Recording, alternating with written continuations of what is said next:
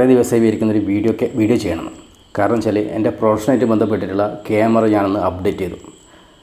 അപ്പോൾ ഇതുവരെ ഞാൻ ഉപയോഗിച്ചിരിക്കുന്നത് വെച്ചാൽ കാനോണിൻ്റെ 5D Mark III ആണ്. 10 വർഷം മുന്നേ എടുത്ത ക്യാമറയാണ്. 10 വർഷം മുന്നേ എടുക്കുകയാണെന്ന് വെച്ചാൽ ആ സമയത്ത് ഏറ്റവും ഹൈ എൻഡ് ആയിട്ട് ഒരു ക്യാമറ എടുത്തതുകൊണ്ട് തന്നെയാണ് എനിക്ക് ഇത്രയും വർഷങ്ങൾ അത് ഉപയോഗിക്കാൻ പറ്റിയത്. ഇപ്പോൾ 10 വർഷം ഉപയോഗിച്ചിട്ട് എനിക്കതിനകത്ത് യാതൊരു കംപ്ലയിൻറ്റോ അല്ലെങ്കിൽ ഷട്ടർ കംപ്ലയിൻറ്റ്, പൊതുവെ എല്ലാവരും ഷട്ടർ കംപ്ലയിൻറ്റിനെ കുറിച്ചൊക്കെ പറയുന്നുണ്ട്, ഷട്ടർ ലൈഫിനെ കുറിച്ച് പറയുന്നുണ്ട്. പക്ഷേ അങ്ങനെ ഒരു ബുദ്ധിമുട്ട് എനിക്കുണ്ടായിട്ടില്ല. കാനോണിൽ നിന്ന് മാറി സോണിയിലേക്കാണ് വന്നത്. അപ്പോൾ സോണിയിലേക്ക് വന്ന സമയത്ത് തന്നെ സോണിയുടെ ഏറ്റവും ഹൈ എൻഡ് ക്യാമറ ആയിട്ടുള്ള അവരുടെ ഫ്ലാഗ്ഷിപ്പ് ക്യാമറ ആയിട്ടുള്ള 7R5 തന്നെയാണ് വാങ്ങാൻ പറ്റിയത്. അപ്പോൾ അത് വാങ്ങാൻ തന്നെ ഒരു കാരണം തന്നെ ഹൈ എൻഡ് വാങ്ങിക്കുകയാണെങ്കിൽ നമുക്ക് കൂടുതൽ കാലത്തേക്ക് ഉപയോഗിക്കാമെന്നുള്ള ഒരു പ്രതീക്ഷ തന്നെയാണ് ഹൈ എൻഡ് വാങ്ങുന്നത്.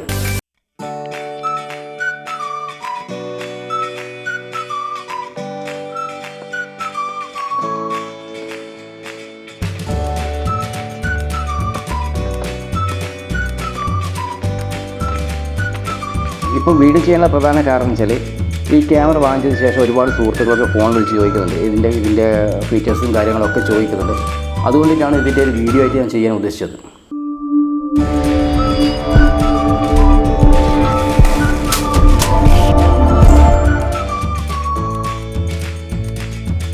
ഇതിൻ്റെ അകത്തുള്ള ഏറ്റവും നല്ല ഫീച്ചേഴ്സ് പറയുകയാണെങ്കിൽ ഇതിൻ്റെ ഏറ്റവും മേന്മ എന്ന് പറയുന്നത് ഇതിൻ്റെ റെസൊല്യൂഷനാണ്. 61 മെഗാ പിക്സൽ റെസൊല്യൂഷനാണ് ഈ ക്യാമറ വരുന്നത്. സോണിയുടെ ഏറ്റവും ഹൈ എൻഡ് ആയിട്ടുള്ള റെസൊല്യൂഷനുള്ള ക്യാമറ ഇത് തന്നെയാണ്. അപ്പോൾ പല സുഹൃത്തുക്കളും എന്നോട് അഭിപ്രായം ചോദിക്കുന്ന സമയത്ത് തന്നെ ചോദിച്ചിട്ടുള്ളത് ഇത്രയും റെസൊല്യൂഷൻ കൂടിയ ക്യാമറ നമുക്ക് വെഡ്ഡിംഗ് പർപ്പസിന് ആവശ്യമുണ്ടെന്നാണ്. പക്ഷേ നമുക്ക് വെഡ്ഡിംഗ് പർപ്പസിൽ മറ്റെന്തെങ്കിലും ആവശ്യങ്ങൾ പ്രൊഡക്റ്റ് ഷൂട്ടൊക്കെ വരുന്ന സമയത്ത് നമുക്ക് ഈ ക്യാമറയിൽ ഹൈ റെസൊല്യൂഷൻ ഉപയോഗിച്ചിട്ട് ചെയ്യാം. മാത്രമല്ല നമുക്ക് വെഡ്ഡിംഗ് അങ്ങനെയുള്ള നോർമലായിട്ടുള്ള പടങ്ങൾ ഷൂട്ടൊക്കെ നടത്തുന്ന സമയത്ത് റെസൊല്യൂഷൻ കുറച്ചുകൊണ്ട് അതിൻ്റെ സെക്കൻഡ് ഓപ്ഷൻ്റെ 26 MB കൊണ്ടുവരാൻ പറ്റും. 26 MB നമ്മൾ സെറ്റ് ചെയ്ത് വെച്ചാൽ എന്താണ് ഗുണം എന്ന് വെച്ചാൽ ഞാൻ കണ്ടത് നമുക്കിത് ക്രോപ്പിലേക്ക് മാറ്റിക്കഴിഞ്ഞാൽ ക്രോപ്പ് സെൻസറിലേക്ക് മാറ്റിക്കഴിഞ്ഞാൽ 26 MB കിട്ടുന്നുണ്ട്. അതായത് ഫുൾ ഫ്രെയിമിൽ 26 MB, അതേപോലെ തന്നെ ക്രോപ്പ് സെൻസറിൽ 26 MB കിട്ടുന്നുണ്ട്. ഇതിൻ്റെ രണ്ടാമത്തെ ഒരു മാനുമായിട്ട് എനിക്ക് തോന്നിയെന്ന് വെച്ചാൽ ഇതിൻ്റെ ഫോക്കസിംഗ് ആണ്. ഫോക്കസിങ് വളരെ ഫാസ്റ്റാണ്, സ്പീഡാണ്. പിന്നെ ഇതിനുള്ള വെച്ചാൽ AI ഇൻബിൽട്ട് ആയതുകൊണ്ട് തന്നെ സെപ്പറേറ്റ് പ്രൊസസ്സറൊക്കെ വെച്ചിട്ട് AI ഇൻബിൽട്ട് ആയതുകൊണ്ട് തന്നെ ഫോക്കസിങ് തന്നെ നമുക്ക് ഹ്യൂമണ്, ബേർഡ്സ്, അതുപോലെ തന്നെ ആനിമൽസ്, ട്രെയിന്, ഫ്ലൈറ്റ് ഇതിനൊക്കെ സെപ്പറേറ്റ് തിരിച്ചറിഞ്ഞിട്ട് അത് കണക്കായിട്ടുള്ള ഫോക്കസ് ചെയ്യുന്ന ഒരു പ്രത്യേക കഴിവ് ഈ ക്യാമറക്ക് ഉണ്ട്. അപ്പോൾ ഹ്യൂമൻ്റെ ഐ ഡിറ്റക്റ്റ് ചെയ്യാൻ പറ്റിയില്ലെങ്കിൽ, അതായത് ഹ്യൂമൻ്റെ ഒരു മനുഷ്യൻ്റെ ബാക്ക് സൈഡിൽ നിന്നൊക്കെ ഉള്ള വ്യൂ നമ്മൾ ഫോട്ടോ ഷൂട്ട് ചെയ്യുന്നതാണെങ്കിൽ അതിൻ്റെ ബോഡി സ്ട്രക്ചർ അതുപോലെ തന്നെ ബോഡി പോസൊക്കെ നോക്കിയിട്ട് ഫോക്കസ് ചെയ്യാനുള്ളൊരു കഴിവ് ഈ ക്യാമറക്കുണ്ട്. ഐ മാത്രമല്ല ബോഡി പോസും കൂടി നോക്കിയിട്ട് ഫോക്കസ് ചെയ്യാനുള്ളൊരു കഴിവ് ഈ ക്യാമറക്കുണ്ട്. പിന്നെ ഉള്ളതെന്ന് വെച്ചാൽ ബേർഡ് ഫോട്ടോഗ്രാഫി ആണെങ്കിൽ ബേർഡ്സ്, അതായത് ഒരുപാട് ഇലകൾക്കിടയിലൊക്കെ നിൽക്കുന്നൊരു ബേർഡാണെങ്കിൽ അതിനകത്ത് ബേർഡിനെ തിരിച്ചറിയുന്നു, ബേർഡിൻ്റെ ഐ കണ്ടെത്താനും അതിന് കണക്കായിട്ട് ഫോക്കസ് ചെയ്യാനും ബേർഡിൻ്റെ ഐയിലേക്ക് ഫോക്കസ് പോകാനൊരു കഴിവുണ്ട്. അതുപോലെ തന്നെ മരങ്ങൾക്കിടയിൽ നിൽക്കുന്ന കുറേ ആനിമൽസ് ആണെങ്കിൽ ഈ ആനിമൽസ് മരങ്ങൾക്കിടയിൽ മരങ്ങളെ ഒഴിവാക്കിയിട്ട് ആനിമലിൻ്റെ ഐ ഡിറ്റക്റ്റ് ചെയ്തിട്ട് ഫോക്കസ് ചെയ്യാനുള്ള പ്രത്യേക കഴിവ് ഇതിനുണ്ട്. അതുപോലെ തന്നെ ട്രെയിനിനെ തിരിച്ചറിയുക, അതിൻ്റെ മൂവ്മെൻറ്റ് തിരിച്ചറിയാനും ഫ്ലൈറ്റിനെ തിരിച്ചറിയാനും ഫ്ലൈറ്റിൻ്റെ മൂവ്മെൻറ്റ് തിരിച്ചറിയാനും അത് കണ്ടിട്ട് അതിന് കണക്കായിട്ടുള്ളൊരു ഫോക്കസിങ്ങിലേക്ക് മാറ്റാനുള്ളൊരു പ്രത്യേക കഴിവ് ഈ ക്യാമറക്കുണ്ട്. ഇതിൻ്റെ മറ്റൊരു പ്രത്യേകത എന്ന് വെച്ചാൽ 5 ആക്സിസ് ഇൻ ബോഡി സ്റ്റെബിലൈസേഷൻ ഉണ്ട്. സ്റ്റെബിലൈസേഷൻ ഉള്ളതുകൊണ്ട് തന്നെ വെച്ചാൽ നമുക്ക് നല്ല രീതിയിൽ ഷെയ്ക്കൊന്നും ഇല്ലാണ്ട് കയ്യിൽ തന്നെ വെച്ചിട്ട് നമുക്ക് ഫോട്ടോ എടുക്കാൻ പറ്റും. അതായത് ഒരു 50 mm ലെൻസ് ഉപയോഗിക്കുകയാണെങ്കിൽ അതിൻ്റെ സേഫ് ഷട്ടർ സ്പീഡ് എന്ന് പറയുന്നത് 100 ആണ്. 100 125 സേഫായിട്ട് ഷട്ടർ സ്പീഡ് വരുന്നത്. അത് നമുക്ക് ഡൗൺ ചെയ്തിട്ട് 90, 60, 45 അല്ലെങ്കിൽ 80 വരെ നമുക്ക് കയ്യിൽ വെച്ചിട്ട് സുന്ദരമായിട്ട് ഫോട്ടോ എടുക്കാൻ പറ്റും.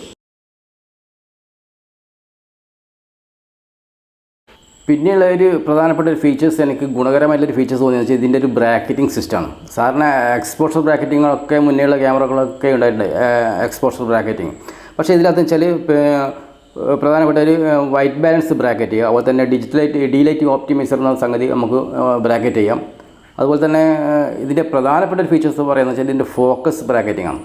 പ്രൊഡക്റ്റ് ഷൂട്ടൊക്കെ ചെയ്യുന്ന സമയത്ത് അതിനെ നമുക്ക് ആ പ്രൊഡക്റ്റിൻ്റെ എല്ലാ ഭാഗങ്ങളും ഫോക്കസിങ്ങിലേക്കൊക്കെ കൊണ്ടുവരാൻ പറ്റും.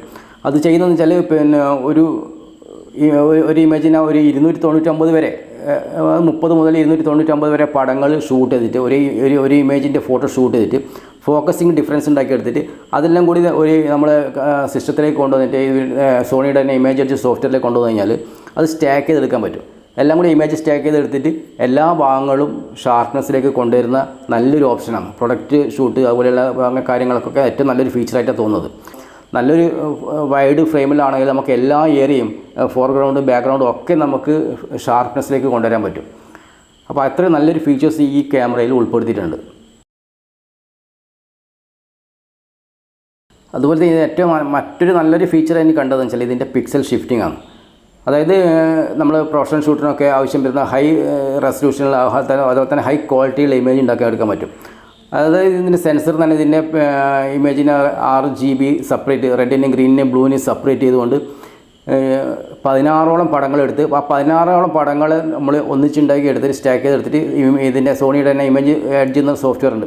ഈ ഇമേജ് എഡ്ജ് സോഫ്റ്റ്വെയറിലേക്ക് കൂടി കൺവേർട്ട് ചെയ്ത് കഴിഞ്ഞാൽ അതിന് 256 മെഗാ പിക്സലുള്ള ഒരു പടമാക്കി മാറ്റാൻ പറ്റും. അപ്പോൾ 256 മെഗാ പിക്സലുള്ള പടം എന്ന് പറയുമ്പോൾ നമുക്ക് മീഡിയം ഫോർമാറ്റിൻ്റെ ഈ റേഞ്ചിലേക്ക് വന്നു.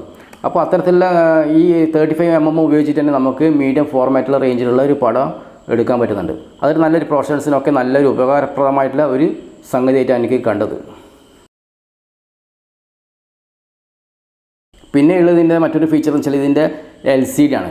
LCD നമുക്ക് 180 ഡിഗ്രി വരെ റൊട്ടേറ്റ് ചെയ്യാൻ പറ്റും. ഏത് പൊസിഷനിലേക്ക് പോകണം നമുക്ക് ഇത് റൊട്ടേറ്റ് ചെയ്ത് കൊണ്ടുപോകാൻ പറ്റും. അതുകൊണ്ട് തന്നെ നമുക്ക് വീഡിയോ ഷൂട്ടേഴ്സിനായാലും ഫോട്ടോഗ്രാഫേഴ്സിനാണെങ്കിലും ഏത് ആംഗിളിലേക്കും നമുക്ക് ക്യാമറയെ കൊണ്ടുപോയിട്ട് LCD അതിന് കണക്കായി റൊട്ടേറ്റ് ചെയ്തുകൊണ്ട് നമുക്ക് ഷൂട്ട് ചെയ്യാൻ പറ്റും. അതൊരു നല്ലൊരു ഫീച്ചറാണ് ഇതിൻ്റെത്. പിന്നെയുള്ളൊരു പ്രധാനപ്പെട്ട കാര്യം എന്ന് വെച്ചാൽ ഇതിൻ്റെ ഡാറ്റാബേസ് റിക്കവർ ചെയ്യാൻ പറ്റും. അതായത് നമ്മൾ കാർഡ് കമ്പ്യൂട്ടറിലേക്ക് കോപ്പി ചെയ്യുന്ന സമയത്ത് ഡാറ്റാബേസൊക്കെ ലോസ് ചെയ്ത് കഴിഞ്ഞാൽ ഈ ഡാറ്റാബേസ് ക്യാമറയിൽ നമുക്ക് റിക്കവർ ചെയ്തിട്ട് ഇമേജ് വീണ്ടും റിക്കവർ ചെയ്യാനുള്ള ഒരു ഓപ്ഷൻ പറയുന്നുണ്ട്. പിന്നെയുള്ളത് ഈ ക്യാമറ വെച്ചാൽ ഹൈ റെസൊല്യൂഷൻ ക്യാമറ ആയതുകൊണ്ട് തന്നെ സ്റ്റില്ലിന് മാത്രമല്ല വീഡിയോയിൽ നല്ലൊരു ഓപ്ഷനാണ്. വീഡിയോ എന്ന് വെച്ചാൽ 8K വരെ നമുക്ക് 4:2 10 ബിറ്റിൽ നമുക്ക് ഷൂട്ട് ചെയ്യാൻ പറ്റുന്നുണ്ട്. പക്ഷേ എന്താണെന്ന് വെച്ചാൽ ഒരു 1.24 ക്രോപ്പ് വരും. ഫുൾ ക്രോപ്പല്ല, 1.52 ക്രോപ്പല്ല, ചെറിയൊരു ക്രോപ്പ് അനുഭവപ്പെടുന്നുണ്ട്. പക്ഷേ 10 ബിറ്റ് തന്നെ 8K ഷൂട്ട് ചെയ്യാൻ പറ്റുന്നു. അതേപോലെ തന്നെ ഫുൾ ഫ്രെയിമിലാണെങ്കിൽ 4K 30 ഫ്രെയിം പെർ സെക്കൻഡ് 4:2 10 ബിറ്റത്തിൽ ഷൂട്ട് ചെയ്യാൻ പറ്റുന്നുണ്ട്. പിന്നെ ഇതിൻ്റെ ലോ ലൈറ്റ് പെർഫോമൻസ് വെച്ചാൽ ചെറിയൊരു ലൈറ്റിൽ പോലും നമുക്ക് ഏത് കണ്ടീഷനിലും ലൈറ്റ് കണ്ടീഷനിലും നമുക്ക് പടമെടുക്കാൻ പറ്റുന്നുണ്ട്. ഞാൻ കുറച്ച് വെഡ്ഡിംഗ് ഒക്കെ എടുത്തിട്ടുണ്ട്. വെഡ്ഡിംഗ് എടുക്കുന്ന സമയത്ത് തന്നെ ഇതുവരെ എക്സ്റ്റേണൽ ഫ്ലാഷൊന്നും ഇതുവരെ ഉപയോഗിക്കേണ്ടി വന്നിട്ടില്ല. അത്രയും നല്ലൊരു പെർഫോമൻസാണ് ലോ ലൈറ്റിൽ കണ്ടത്. നല്ലൊരു ഏത് കണ്ടീഷനിലും നമുക്ക് അവൈലബിൾ ആയിട്ട് പടമെടുക്കാൻ പറ്റുന്നുണ്ട്. പിന്നെ ഇതിനെക്കുറിച്ചൊരു കോമൺ ആയിട്ട് പറയുകയാണെങ്കിൽ ഇത് ഫോട്ടോനും അതുപോലെ തന്നെ വീഡിയോനും നല്ലൊരു ഓപ്ഷൻ്റെ ഒരു ക്യാമറയാണ്. ഹൈ റെസൊല്യൂഷൻ ഉള്ളത് കൊണ്ട് തന്നെ നമുക്ക് വെഡ്ഡിങ്ങിന് മാത്രമല്ല മറ്റുള്ള പ്രൊഫഷണൽ ഷൂട്ടിനൊക്കെ നല്ലൊരു ക്യാമറയായിട്ട് തന്നെ ഉപയോഗിക്കാൻ പറ്റും. പിന്നെ എൻ്റെ ഒരു ജനറലായിട്ടൊരു അഭിപ്രായം എന്ന് വെച്ചാൽ നമ്മൾ ഇത്തരത്തിലുള്ള യൂട്യൂബ് വീഡിയോകൾ കാണാതെ ഏത് ക്യാമറ വാങ്ങിക്കുകയാണെങ്കിൽ ഏത് ബ്രാൻഡിൻ്റെ ഏത് ക്യാമറ വാങ്ങിക്കുകയാണെങ്കിലും അതിൻ്റെയൊക്കെ മാസ്റ്റേഴ്സ് പുറത്തിറക്കിയിട്ടുള്ള ഒരുപാട് പുസ്തകങ്ങൾ കിട്ടാനുണ്ട്. അത് പ്രിൻറ്റഡ് വെർഷനും കിട്ടുന്നുണ്ട്, അതുപോലെ തന്നെ കിൻഡിൽ വെർഷനൊക്കെ കിട്ടുന്നുണ്ട്, പെയ്ഡ് ഉണ്ട്, അതുപോലെ തന്നെ ഫ്രീ വെർഷനൊക്കെ കിട്ടുന്നുണ്ട്. അപ്പോൾ അത്തരത്തിലുള്ള പുസ്തകങ്ങൾ വാങ്ങിച്ചിട്ട് ഒരു ക്യാമറയെ കുറിച്ചിട്ട് പഠിക്കുന്നതായിരിക്കും ഏറ്റവും നല്ലതെന്നാണ് എൻ്റെ അഭിപ്രായം. എൻ്റെ അനുഭവത്തിൽ തന്നെ അങ്ങനെയാണുള്ളത്. കാരണം വെച്ചാൽ ഞാൻ മുന്നേ ഇപ്പോൾ 5D Mark III വാങ്ങിച്ച സമയത്ത് തന്നെ ഒരു പ്രിൻറ്റഡ് ബുക്ക് വാങ്ങിച്ചിട്ടാണ് അതിനെ കംപ്ലീറ്റ് പഠിക്കാൻ ശ്രമിച്ചത്. അല്ലെങ്കിൽ നമ്മൾ പല ആൾക്കാരൊക്കെ എൻ്റെ ഇടയ്ക്ക് വന്നിട്ട് ഒരാൾ ചോദിക്കുമ്പോൾ എൻ്റെ അഭിപ്രായങ്ങൾ പറയുക, അതുപോലെ എൻ്റെ യൂസേജ് ആയിരിക്കും പറഞ്ഞു തരുന്നുണ്ടാവുക. പക്ഷേ നിങ്ങൾക്ക് അതിൻ്റെ എല്ലാ ഫീച്ചേഴ്സും മനസ്സിലാവാനും എല്ലാ ക്യാമറയെ കുറിച്ചിട്ട് A to Z കാര്യങ്ങൾ മനസ്സിലാക്കേണ്ടെങ്കിൽ ഇതിൻ്റെ ഇത്തരത്തിലുള്ള പുസ്തകങ്ങൾ വാങ്ങിക്കുക, അതിനെക്കുറിച്ചിട്ട് പഠിക്കുക എന്ന് തന്നെയാണ്. അപ്പോൾ വീണ്ടും വീഡിയോ ഒക്കെ ചെയ്യണമെന്നുണ്ട്. സമയം കിട്ടുന്ന സമയത്ത് എന്തായാലും തീർച്ചയായും ചെയ്തിരിക്കും. പ്രധാനപ്പെട്ട ഒരുപാട് ഫീച്ചേഴ്സ് സെപ്പറേറ്റ്, ഓരോന്നിൻ്റെ ഫീച്ചേഴ്സ് സെപ്പറേറ്റ് വെച്ച് ചെറിയ ചെറിയ വീഡിയോകൾ ചെയ്യണമെന്നുണ്ട്. അപ്പോൾ എല്ലാവർക്കും നന്ദി. വീണ്ടും കാണാം.